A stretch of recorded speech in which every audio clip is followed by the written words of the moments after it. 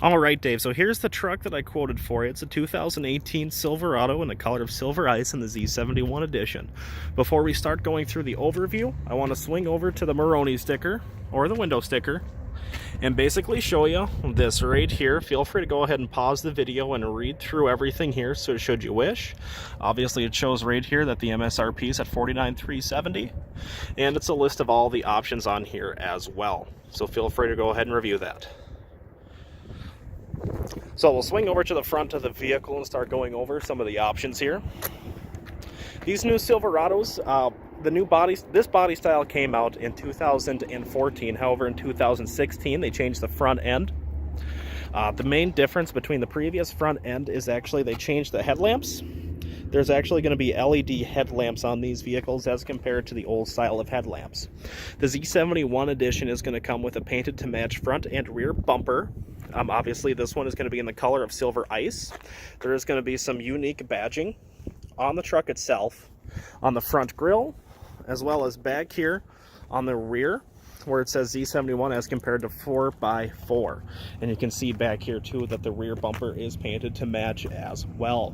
One thing I really like about the 2018 Silverado, or well, I guess this body style of Silverado, is the easy lift and lower tailgate, where the tailgate itself just falls nice and easy. You don't have to worry about gently bringing it down, preventing any sort of mishaps with that. It also does come standard with a rear vision camera that is located right here underneath the handle to the tailgate. It does have the trailering package as well. As you can see, it has your tow hook, or not your tow hook, excuse me, your trailer hitch, along with a 7-prong and 4-prong adapter.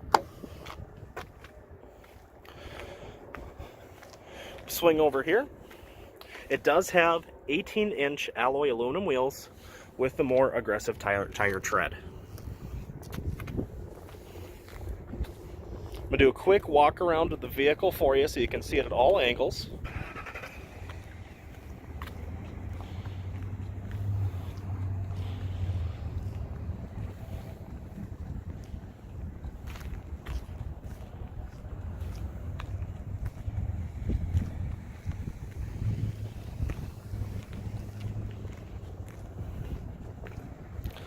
Now we're going to hop inside the truck to go over some of the interior features.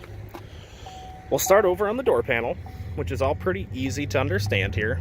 You basically have your door controls right here. Let me get that key out of the ignition. So, starting up top, you have your mirror controls. It is all digital to adjust the mirror here. Down here, you have the door lock and unlock. And then obviously your 4 window controls here. There is also child safety locks, so the back doors can now be opened from the inside, and then your window lock is right here. Coming over to your 4-wheel drive control, this little panel is going to be where you control your 4-wheel drive, your trailer brake adapter, and as well as your lights. Your trailer brake adapter is pretty easy to use. Right here is the lever in which you use it. And from here, this is how you adjust the gain on your trailer brake controller. Now down here, I'm sure your truck has this feature as well with an auto mode. So with the auto, it's going to act as all-wheel drive essentially. However, if you want strictly 2-wheel drive, it does have that option, or strictly 4-wheel drive high and low. I'm sure you'll notice that there is an N right here. The transfer case can be put into neutral if you're planning on flat towing it. Now, your light control is here. It does have normally auto headlamps for when you're driving at night. However, you can switch those to be on, full-time, or off. Or if you want to activate your fog lamps, you'll just push the button in. Otherwise, say it's like cold and rainy and you need the lights on permanently, you can just switch it all the way to the right. I'll hop in here and start it up so we can talk about the interior features of the truck. So this truck here, I'm sure you'll notice right here there's what's called a user information dash. Obviously it's right now low on fuel, but essentially this little screen on the dash shows you a wide variety of information to which you can change what that says by using this dial pad right here on the steering wheel. Connected by OnStar's high-speed 4G connection. Press the blue OnStar button to learn more. Obviously, these new Silverados do come equipped with OnStar connectivity features. I can go over that with you later in a different vehicle or a different video. But you have these 4 little buttons here that basically control what that screen does. And essentially, I'll try to position the camera right here so you can see my finger movements along with what it does on screen. So when you hit the left button, it'll bring up the various tabs that you can go into. And utilizing the up and down buttons, we'll go into whichever one. So starting off in info, it does have a digital readout of the odometer, 2 separate trip functions, a fuel range, oil life, tire pressure, just now realizing everything here is in European.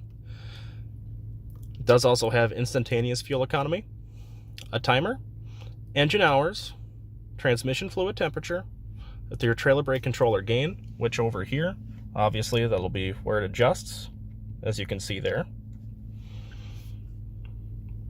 As well as your off-road is what this is called. Basically, it just shows the degree at which you have your steering wheel, as well as the degree as to where the truck's sitting on the plane.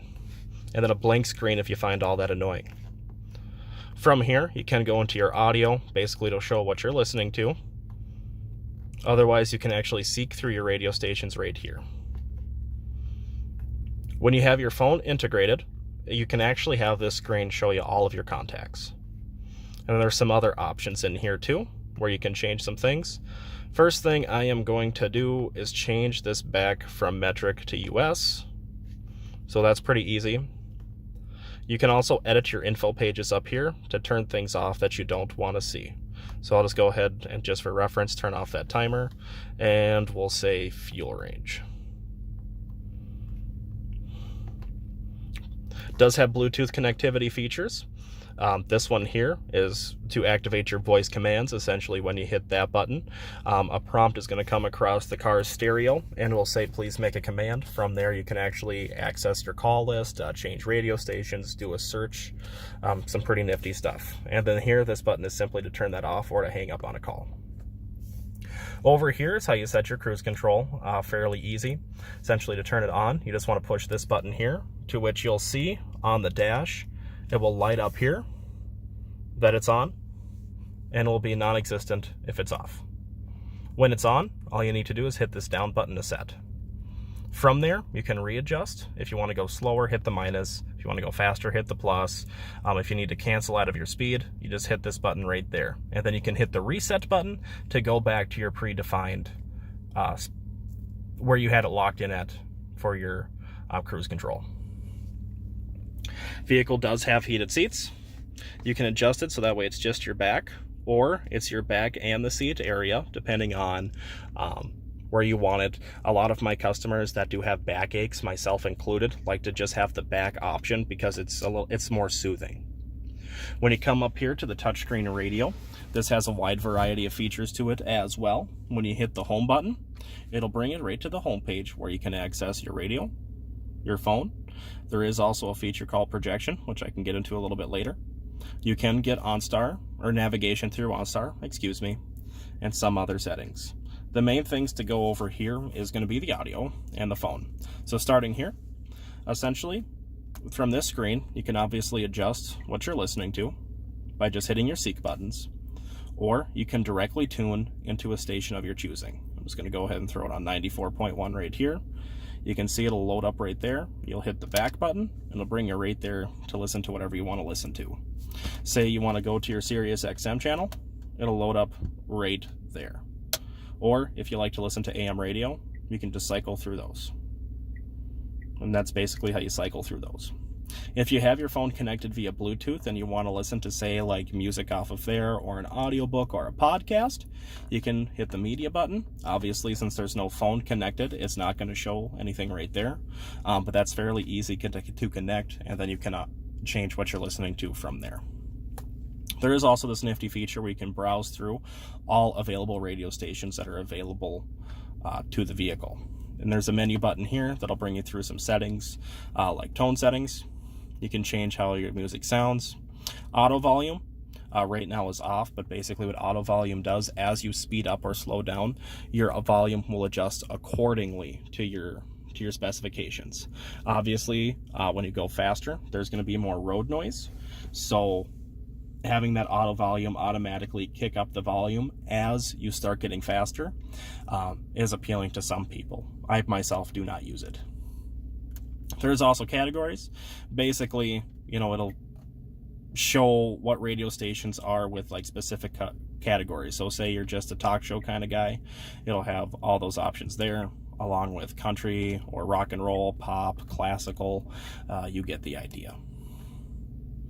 And there's some other things in here that aren't necessarily like the biggest deals, like HD radio that is currently on, that's picking up HD radio stations. There is RDS as well, which I'll be honest, I'm not entirely too sure what that is. I haven't had anybody have any issues with that.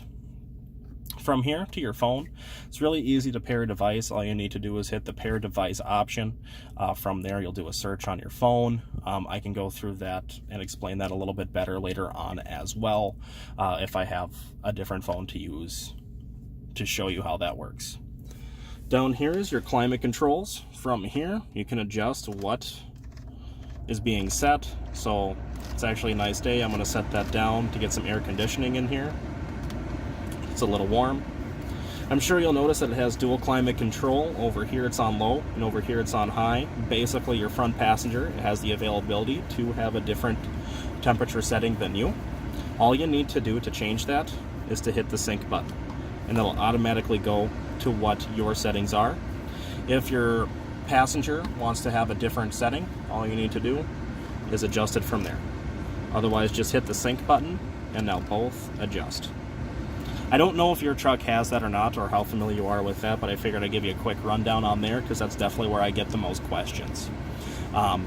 Your other climate control is pretty easy. Obviously, you have your air conditioning button, plus where you want to be blown out of, and then your fan speed right there, which comes up on your dash. It's to be a little loud.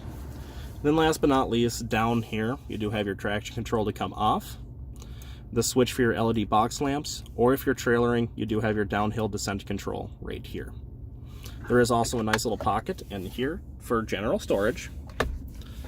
And then down here, there is also an outlet. What this is really nice for, and what I use it for most of the time, is I plug in my shop vac when I want to vacuum out the inside of my vehicle. However, I have used this before to, like, say if I'm going to a potluck, I'll plug in my crock pot, or if you have an additional phone charger you can plug into there. It works great as well.